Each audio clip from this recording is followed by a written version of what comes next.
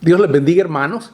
El día de hoy haré una introducción a la carta a los tesalonicenses, o más bien a las cartas a los tesalonicenses.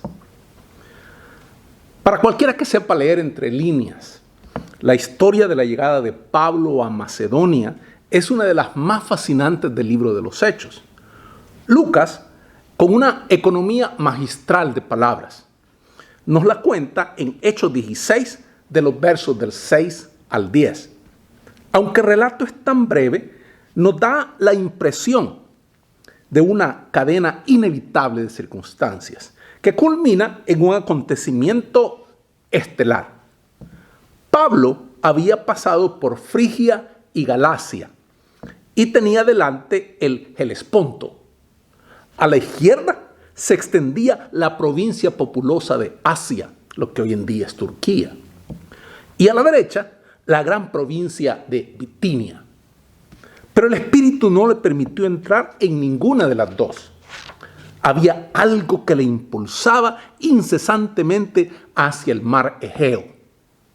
Así es que llegó a Tróade de Alejandría o de Alejandrina. Todavía indeciso sobre a dónde se debía dirigir, y entonces le sobrevino una visión nocturna. En la visión, él ve a un hombre que clama y le dice: pasa a Macedonia y ayúdanos.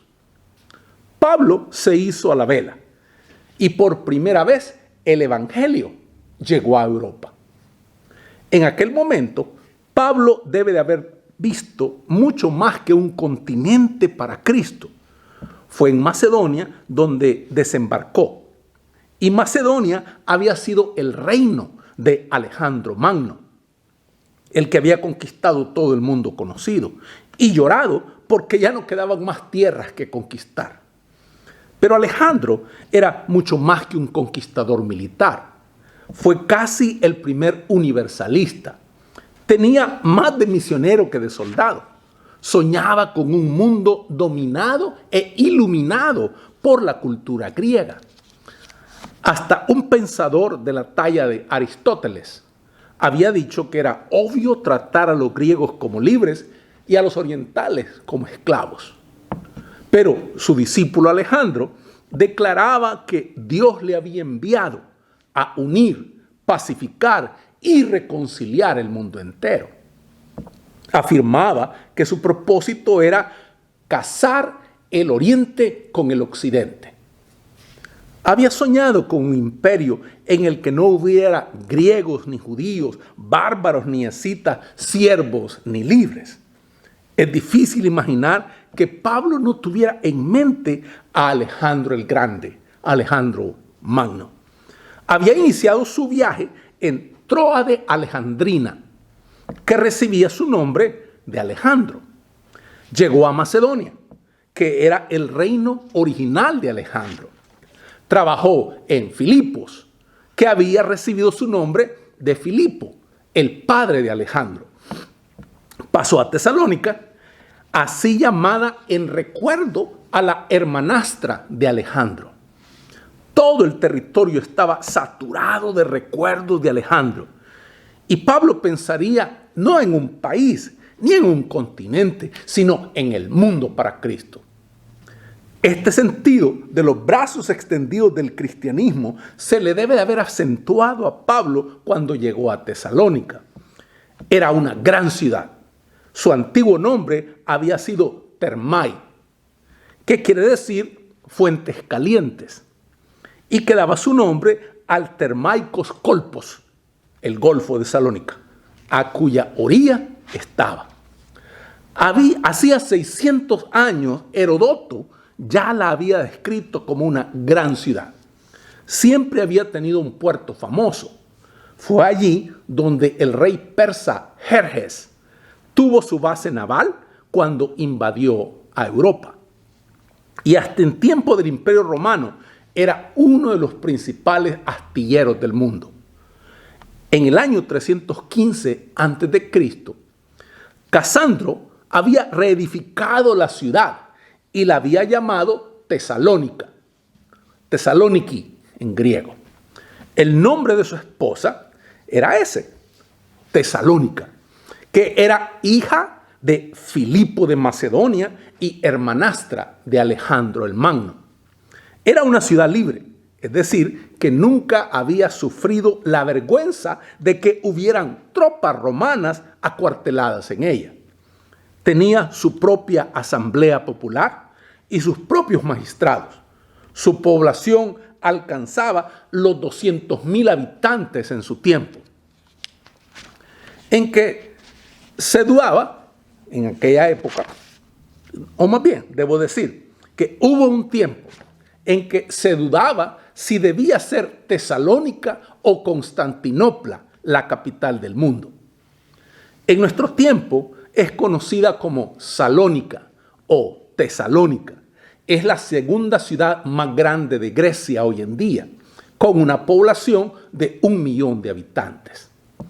Pero la importancia suprema de Tesalónica era que estaba a ambos lados de la Vía Ignacia, que era la carretera principal que unía el oriente con el occidente. La Vía Ignacia se extendía desde en el Adriático hasta Constantinopla en el Bósforo, y de ahí hacia Asia Menor y el oriente. Su calle principal era parte de la carretera que unía a Roma con Oriente. Oriente y Occidente convergían en Tesalónica. Se decía que estaba en el regazo del Imperio Romano. Estaba inundada por el comercio de Oriente y de Occidente, hasta tal punto que se decía, mientras no cambie la geografía, Tesalónica seguirá siendo rica y próspera. Es imposible exagerar la importancia de la llegada del cristianismo a Tesalónica. Si se sentaba en ella, era de esperar que se extendiera hacia el este, por la Vía Ignacia, hasta conquistar toda Asia, y hacia el oeste, hasta invadir a la misma Roma, y hasta el fin del mundo. La llegada del cristianismo a Tesalónica fue clave para que llegara a ser una religión universal. Encontramos el relato de la estancia de Pablo en Tesalónica en Hechos 17, del 1 al 10. Lo que sucedió en Tesalónica tuvo una importancia capital. Predicó en la sinagoga 3 sábados consecutivos, según nos lo dice Hechos 17:2. Lo que quiere decir que no permanecería allí más de 3 semanas. Tuvo un éxito tan señalado que los judíos se enfurecieron y le suscitaron tantos problemas que Pablo tuvo que salir furtivamente de la ciudad con peligro de muerte hacia Berea, donde le sucedió lo mismo. Hechos 17, del 10 al 12. Y Pablo tuvo que dejar tras sí a Timoteo y Silas y proseguir su vida hasta Atenas. Lo que más le inquietaba era, había estado en Tesalónica solo 3 semanas. ¿Era posible hacer tal impacto en un lugar solamente en 3 semanas como para que el cristianismo arraigara tan profundamente que ya no fuera nunca desarraigado? Si era así, entonces no era un sueño irrealizable el que todo el imperio romano fuera ganado para Cristo. ¿O era necesario trabajar meses o años antes de hacer una impresión perdurable? En tal caso, no se podía ni prever vagamente cuándo llegaría a penetrar el cristianismo en todo el mundo. Tesalónica era un caso piloto y Pablo estaba desgarrado de ansiedad por saber cómo se desarrollarían las cosas. Tan ansioso estaba Pablo que cuando se reunió con él, Timoteo, en Atenas, le envió de vuelta a Tesalónica para que le trajera la información sin la que no podía descansar, según nos lo dice 1 Tesalonicenses 3:1, 3:2, 3:5 y 2:17. ¿Qué noticias le trajo Timoteo? Buenas noticias. El afecto que le tenían a Pablo los tesalonicenses era tan fuerte como siempre y permanecían firmes en la fe.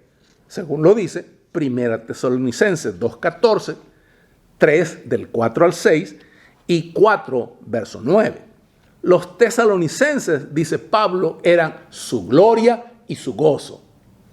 1 Tesalonicenses 2:20. Pero también había algunas noticias preocupantes. Primero, la predicación de la segunda venida había producido unas consecuencias imprevistas, porque algunos habían dejado de trabajar y olvidado sus intereses y obligaciones del día para esperar la segunda venida, con una expectación ilusoria, casi histérica. Así es que Pablo les dice que estén tranquilos y que prosigan con sus obligaciones y responsabilidades diarias, normales. 1 Tesalonicenses 4:11. Segundo, estaban preocupados por lo que les sucedería a los que murieron antes de la segunda venida. Pablo les explica que los que duerman en Jesús no se perderán nada de la gloria que vendrá. 1 Tesalonicenses 4, del 13 al 18. Tercero, había una tendencia a despreciar toda autoridad legal. La propensión de los griegos a discutirlo todo siempre conllevaba el peligro de producir una democracia que desprecia las instituciones. 1 Tesalonicenses 5, del 12 al 14. Cuarto, había el peligro crónico de volver a la inmoralidad. Era difícil desaprender la actitud de generaciones y evitar el contagio del mundo pagano. 1 Tesalonicenses 4, del 3 al 8. Quinto, había por lo menos una sección que calumniaba a Pablo. Sugerían que predicaba el evangelio por lo que pudiera sacar. 1 Tesalonicenses 2, 5 y verso 9. Y que tenía, decían ellos, como cosas de dictador. 1 Tesalonicenses 2, 6 y 11. Sexto, había una cierta medida de división en la iglesia. 1 Tesalonicenses 9 y 5, 4, 9 y 5, 13. Estos eran los problemas que tenía que tratar Pablo y muestran que la naturaleza humana no ha cambiado tanto. Porque dos cartas son muy parecidas y deben de haberse escrito en un plazo de pocas semanas, tal vez de días. La segunda carta fue escrita principalmente para aclarar un malentendido acerca de la segunda venida. La primera insistía en que el día del Señor vendría como ladrón en la noche y exhortaba a estar alerta. 1 Tesalonicenses 5, 2 y 6. Pero esto produjo una situación malsana en la que algunos no hacían más que esperar y no trabajaban, nada más esperar y como quien ve al horizonte a ver cuándo es que Cristo vendría. Y por eso es que Pablo explica en la segunda carta qué señales han de producirse antes que llegue la segunda venida. Segunda Tesalonicenses 2, del 3 al 12. Los tesalonicenses habían colocado las ideas acerca de la segunda venida fuera de toda proporción. Como le sucede a menudo a los predicadores, a Pablo le habían malentendido la predicación y algunas frases se habían sacado del contexto y subrayado excesivamente. Y en su segunda carta trata de poner las cosas otra vez en su debido nivel y corregir las ideas de los inquietos tesalonicenses en relación con la segunda venida. Por supuesto que Pablo aprovecha la ocasión en la segunda carta para repetir y hacer hincapié en mucho de lo que había aconsejado y advertido en la primera. Pero su interés principal es decirle algunas cosas que calmen su histeria y les hagan esperar pacientemente al Señor y no en nerviosa o ansiosa inactividad, sino en paciente y diligente atención a las responsabilidades normales y cotidianas del hogar y de la iglesia. En estas dos cartas, pues, vemos a Pablo resolviendo los problemas de cada día que surgían en la iglesia, que se extendía cada vez más y más. Mis hermanos, Que Dios les bendiga.